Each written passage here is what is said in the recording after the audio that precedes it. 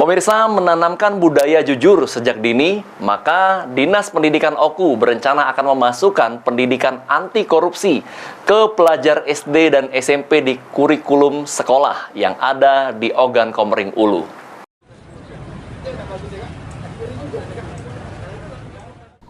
Dinas Pendidikan Kabupaten Oku tengah mengkaji kurikulum pendidikan anak usia dini agar terdapat materi anti korupsi.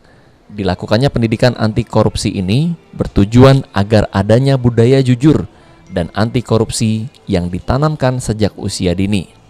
Kepala Dinas Pendidikan Kabupaten Oku, Teddy Melwansyah mengungkapkan, saat ini pendidikan karakter anti korupsi baru diterapkan di tingkat SD dan SMP.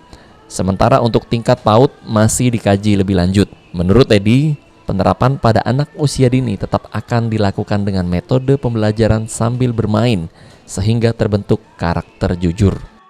Nanti kami akan coba, ya ini kan untuk saat ini baru di SD dan SMP. Nah, akan kami coba nanti bersama-sama bidang PAUD bagaimana nanti bentuk modul pembelajaran untuk anak-anak jenjang PAUD dalam rangka pendidikan anti korupsi ini. Mungkin kita bisa belajar sambil bermain, ya. Nanti akan kami siapkan, ya, bagaimana bentuknya, karena memang untuk tahap ini kita untuk SD dan SMP dulu, belum ke jenjang PAUD. Jadi ini PAUD HI, holistik dan integratif. Tujuannya adalah kami bagaimana nanti PAUD-PAUD, ya, yang ada di Oku ini dapat memberikan pelayanan menyeluruh, ya, kepada anak-anak yang meliputi bukan hanya pendidikan juga, tapi kesehatan, ya, pengasuhan, sehingga nantinya PAUD-PAUD di Oku ini dapat memberikan layanan maksimal kepada.